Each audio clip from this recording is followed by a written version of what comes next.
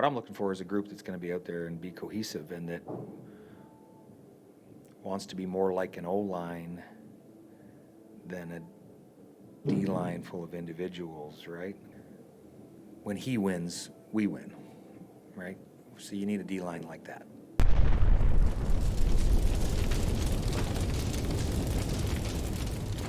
you doing?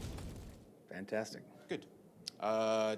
Tanner Schmeckel, what have you seen from him in year 2 of training camp, besides him having a strong name? Yeah, the same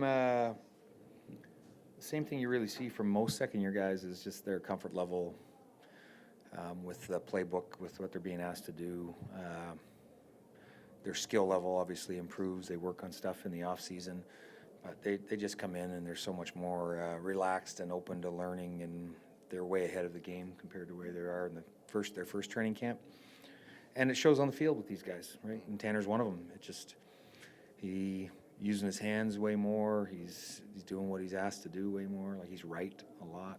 So, and he's just, he's built for that spot, right? At the interior of the defensive line, that position in particular, is there anything in particular that you look for in that year 1 to year 2 jump, as far as like that would show you that, yeah, they're quote unquote on the right track? Yeah, just like the technique stuff, right? Making sure that they're applying the techniques that we're asking them to apply.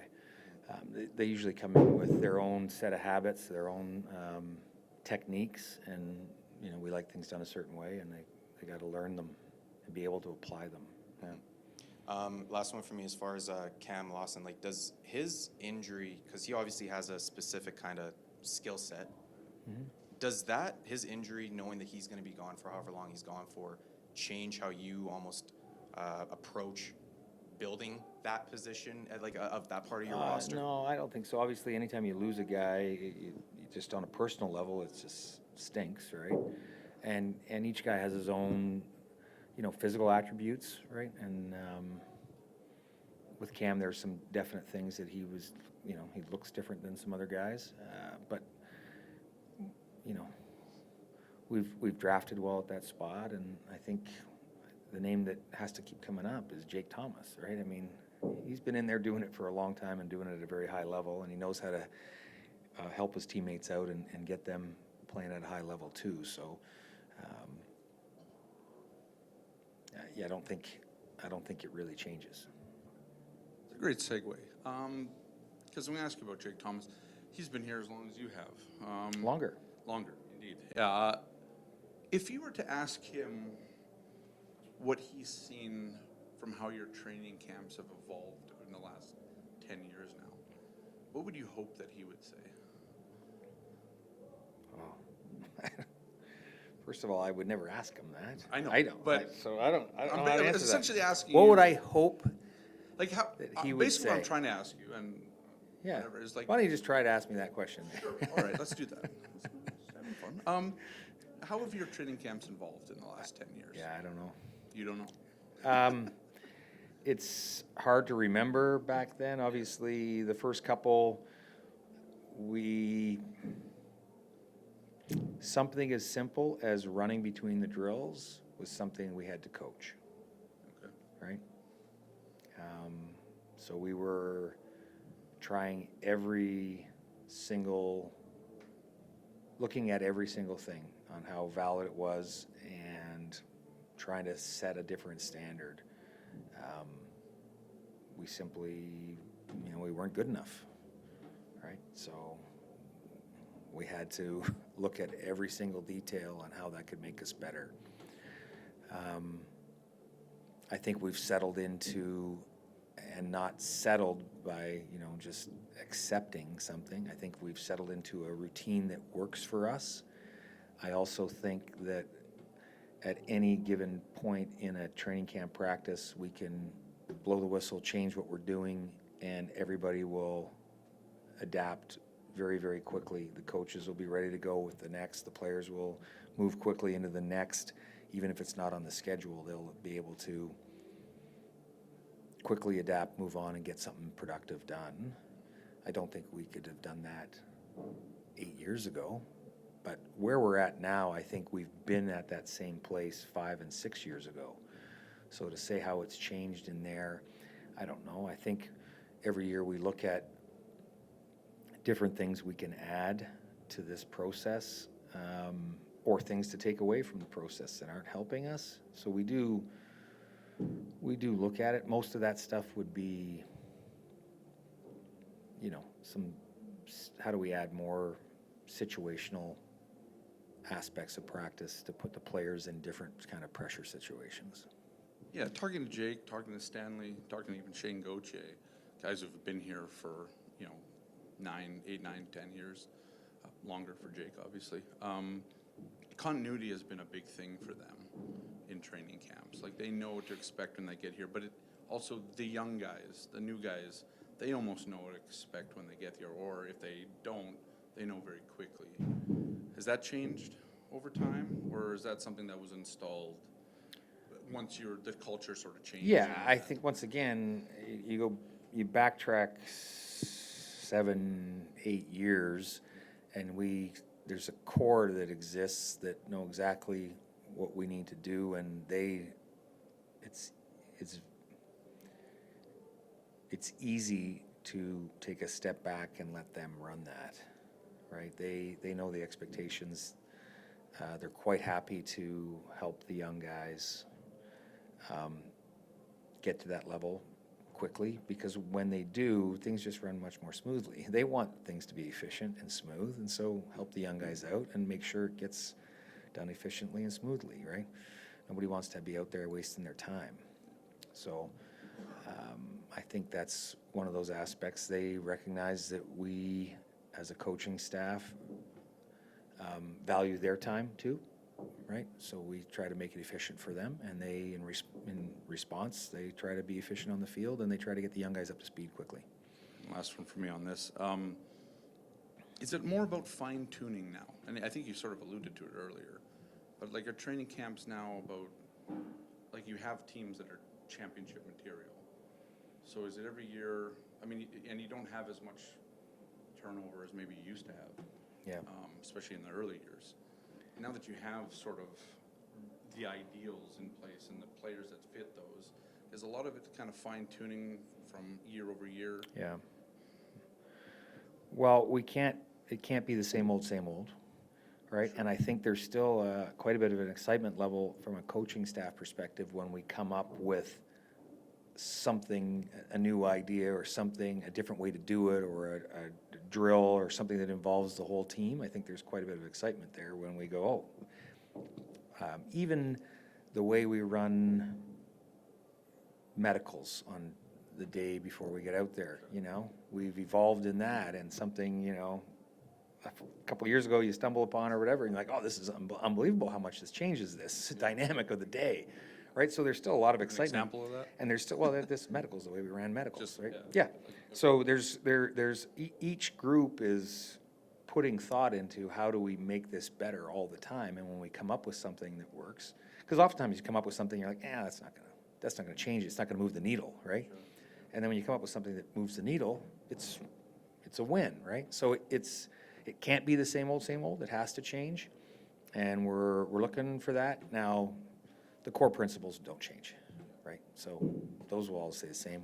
I don't know that we're looking to change those. Yeah. They've served us well.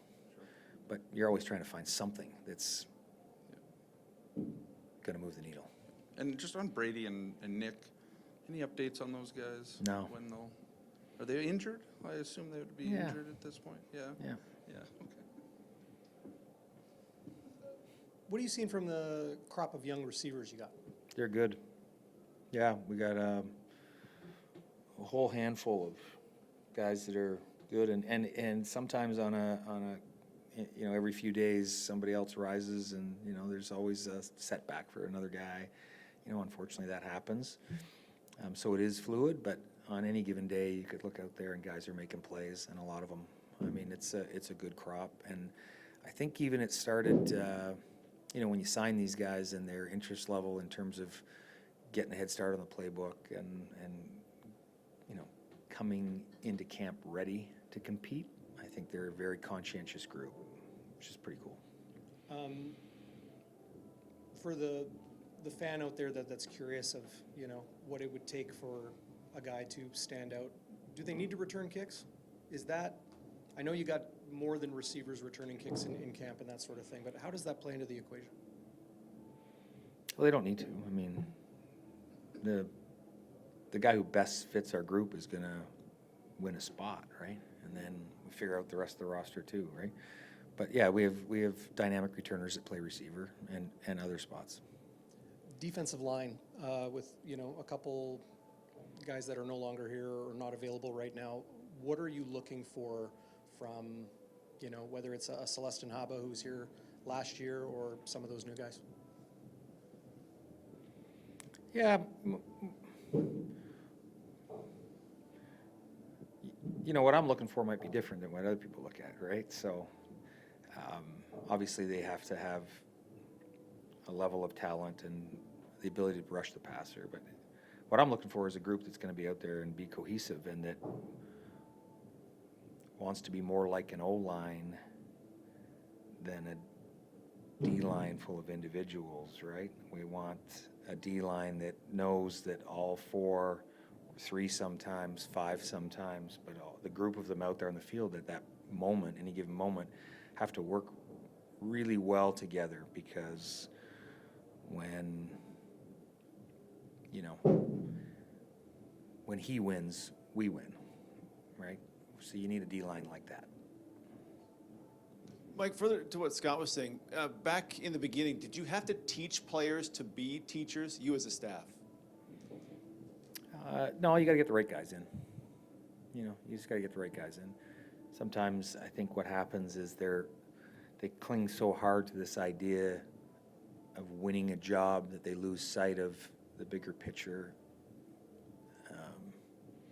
the human side of it, right? Everybody's trying to do it, and they work better if they're doing it together. So if you're holding so tight to your information that you should be sharing, it's probably not going to work out as well for you. If you're teaching, you know, you're obviously have learned it well, and you should rely on that. That if you're able to teach it, you're probably better off than the guy you're teaching, even though you're giving him the information. He doesn't know it as well as you do. So be comfortable with that. You know, give these guys as much information as you can and help them be their best. Virtually every young guy I've talked to has said, this guy helps me, the older guys help me, Willie Jefferson's helping me, Cam Lawson has been instrumental in me getting here. It's incredible how many of them say, well, give credit to a teammate for getting them up to speed. It's amazing. That seems to be working. Second-year guys that come back to camp, do you notice their fitness is more appropriate, it's the only word that's coming to mind, for football versus when they came in as rookies? Yeah, I think their body understands what. First of all, they train probably differently than they did coming in, even though Braden sends them out all sorts of good information that they should be doing, and not everyone does it, right? But if they were to stick with that program, they'd all come in healthy and happy and ready to go, right? Because Braden does a great job with that. But I think more than that, it's like for anybody who's worked out, the second time you do that workout, your body just knows what to expect, and you just don't breathe as hard, or, you know, it's not like you instantly got in shape. It's just that your body now doesn't get freaked out when you're going, oh, God, I can't catch my breath, right? Go out and run a ski hill, and then the second time you run it, you won't feel nearly as bad. Yeah. Well, I think of the Canadian guys who are training for the combine, and then, okay, they know they're a Bomber, and then 7 days later they're here in Winnipeg. And Yeah, the second year they know what they're combine coming training is, yeah, I would say not even relevant to training camp training. In fact, if you specifically train for the combine, you probably won't last through training camp. If that was your off season, was combine training, you'll get drafted, but you probably won't last through camp.